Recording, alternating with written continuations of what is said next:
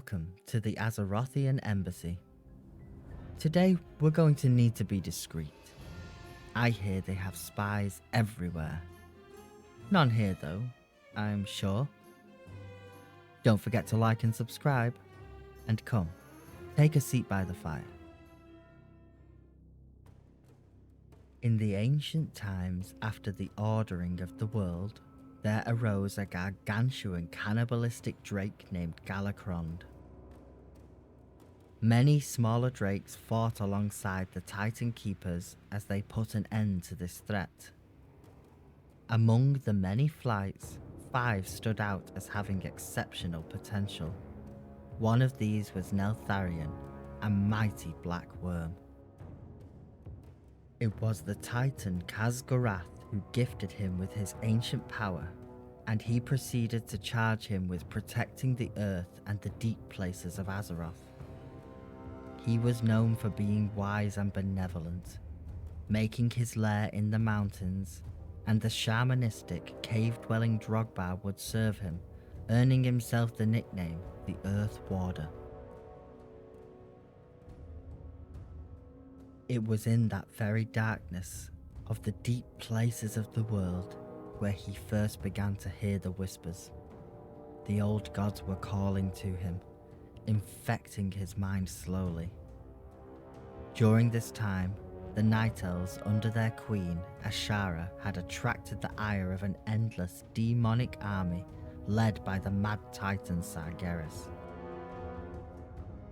As the flights gathered in defense of Azeroth, Neltharion suggested they create a magical device into which they would pour a portion of their power and use it to stop the Legion. But the madness had begun to show, and in secret he never used any of his own power. He unleashed the device against the Legion and cut masses of them down. However, he betrayed everything he stood for and used the device against the mortals and the other dragons. The other flights were powerless to resist him, but one red dragon managed to distract him long enough for the flights to mobilize a counterattack. The blue dragons came first, and Neltharion swiftly unleashed the full power of the Dragon Soul. He killed almost every blue dragon in an instant. Out of fear of also being destroyed, all the flights fled the war and went into seclusion. The war between the dragons had only just begun, and through his recklessness he lost most of his consorts in the first few days of the war. This made sure he had limited ways to repopulate his flight, and the black dragons were driven almost to extinction. As the corruption now warped his body as well as his mind, this would mark the true end of the Age of Dragons.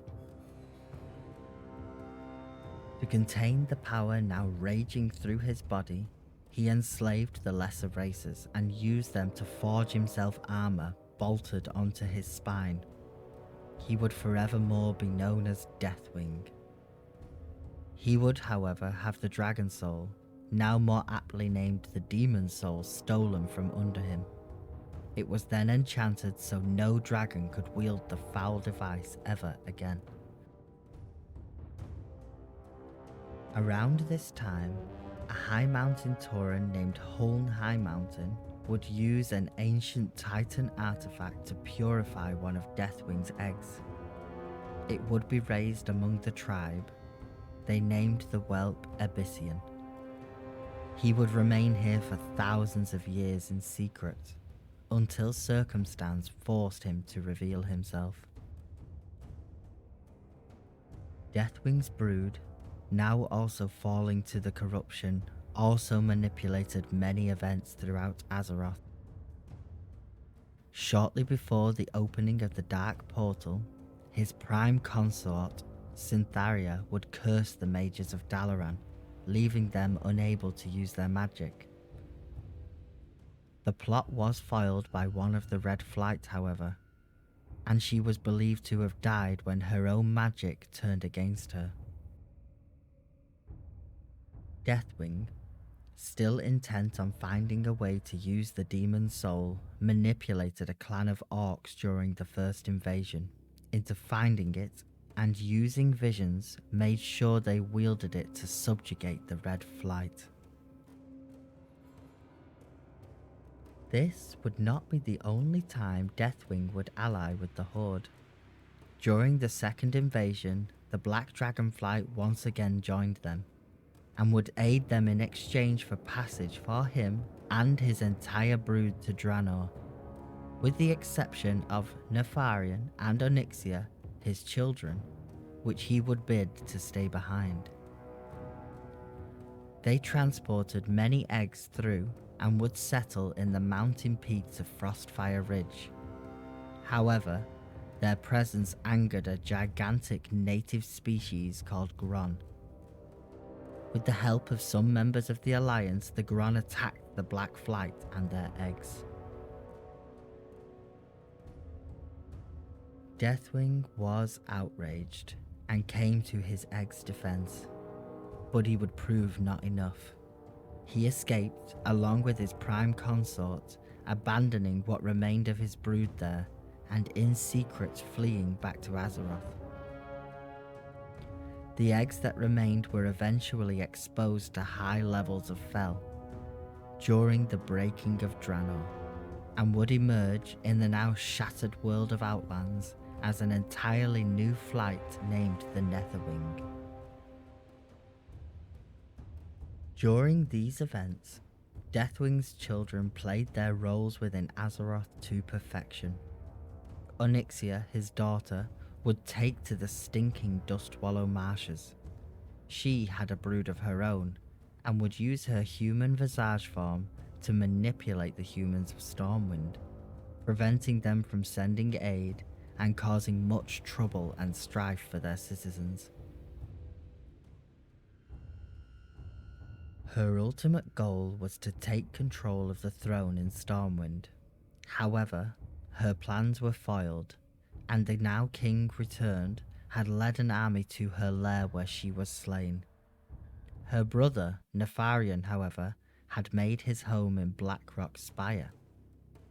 He had succeeded in his father's work to create a new race of dragons called the Chromatic Flight, an amalgamation of all the flights combined.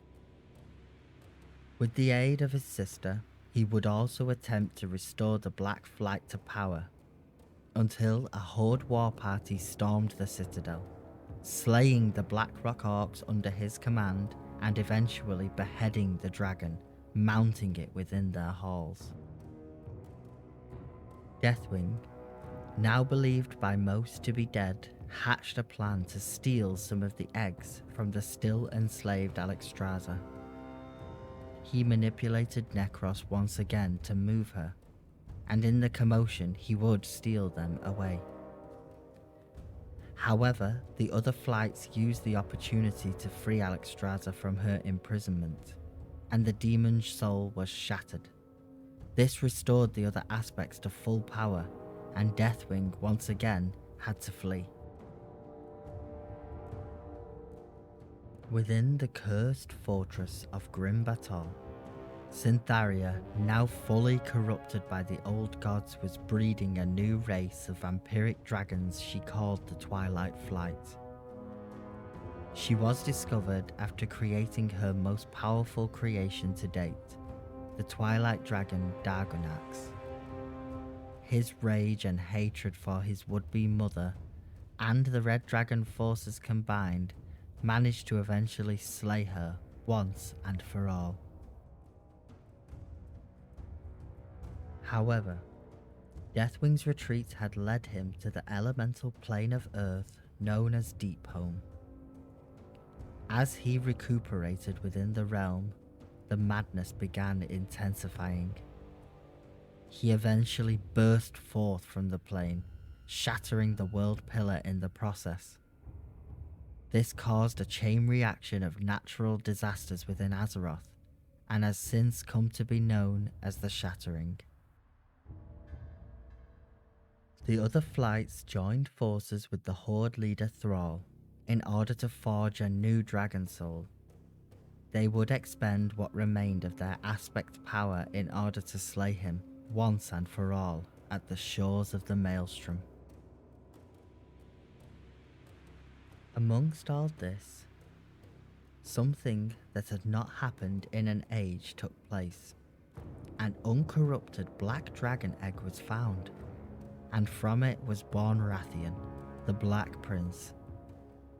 Believing himself to be the last surviving member of his flight, he would go into hiding, only to emerge sometime later to honour the charge of the Black Dragonflight, to defend Azeroth as his father did before.